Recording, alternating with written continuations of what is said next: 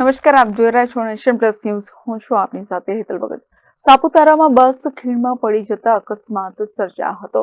આ બસમાં આશરે 48 જેટલા મુસાફરો સવાર હતા, જેમાંથી 6 જેટલા મુસાફરોનું કરુણ મોત નીપજ્યું છે, જ્યારે 27 જેટલા ગંભીર રીતે ઘાયલ દર્દીઓને સુરત સિવિલ હોસ્પિટલમાં ખસેડવામાં આવ્યા હતા.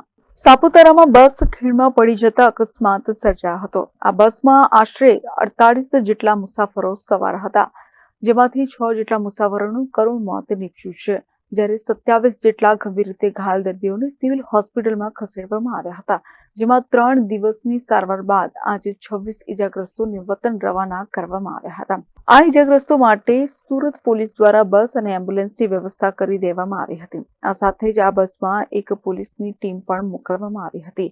મળતી માહિતી પ્રમાણે 2 ફેબ્રુઆરી 2025ના રોજ વહેલી સવારે 4:30 થી 5 વાગ્યાના સુમારે આહવા તાલુકાના સાપુતારા માલેગામ ઘાટ માર્ગમાં મધ્યપ્રદેશથી ધાર્મિક પ્રવાસે નીકળેલી કુલ 4 જેટલી ખાનગી લક્ઝરી બસો કે જે મહારાષ્ટ્રના નાસિકથી ત્રંબકેશ્વર, ગુજરાતના દ્વારકા તરફ જઈ રહી હતી, ત્યારે બસ નંબર UP9280-0364 ખીણમાં પલટી મારી જતા ગમખ્વાર અકસ્માત સર્જાયો હતો. આ બસમાં આશરે 48 જેટલા મુસાફરો સવાર હતા. અકસ્માતને પગલે ઘટનાસ્થળે 5 અને ત્યારબાદ એકનું મોત નીપજ્યું હતું. ત્યારબાદ 27 જેટલા ઇજાગ્રસ્તોને સિવિલ હોસ્પિટલ ખસેડવામાં આવ્યા હતા. છેલ્લા 3 દિવસથી આ મુસાફરોની સારવાર કરવામાં આવી રહી છે.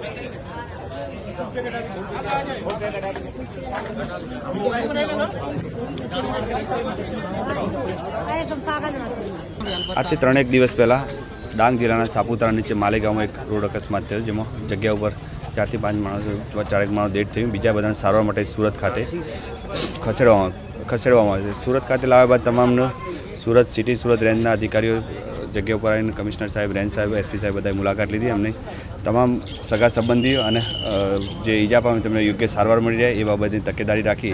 ત્યારબાદ 2 દિવસ સુધી એમને રહેવા ખાવાની વ્યવસ્થા કરીને આજરોજ એમ્બ્યુલન્સ માટે અલગ 2 એમ્બ્યુલન્સમાં 4 માણસો તેમજ જે લોકોની સારવાર પૂર્ણ થઈ ગયેલી છે એવા 22 માણસોને એમના પરિવાર સાથે ચા પાણી નાસ્તાની વ્યવસ્થા કરી અને લક્ઝરી મારફતે ખાનગી વ્યવસ્થા ગુજરાત પોલીસે કરી આપી છે.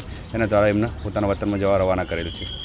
આ તમામ જે દર્દીઓ હતા એમની સારવાર પૂર્ણ થઈ ગઈ છે કે હજી બાકી રહેશે? તમામની સારવાર પૂર્ણ થઈ ગઈ. એક પેશન્ટ ઇન્ડોર પેશન્ટ છે જેની સારવાર ચાલુ છે. એની સારવાર પૂર્ણ થતાં એને પણ પોતાના વતન ખાતે મોકલવા માટે વ્યવસ્થા કરી આપવામાં આવશે. અત્યારે આ જે છે એમને મોકલવા માટે શું પોલીસ દ્વારા શું વ્યવસ્થા કરવામાં આવી છે? મોકલવા માટે પોલીસ દ્વારા એક સ્લીપર લક્ઝરી બસની વ્યવસ્થા, 2 એમ્બ્યુલન્સ, એક ખાનગી વાહન અને સાથે પોલીસના કર્મચારી મોકલેલા છે, જેમને પોતાના વતન સુધી શાંતિથી પહોંચી જાય માટે. બ્યુરો પર નેશન પ્લસ ન્યૂઝ સુરત.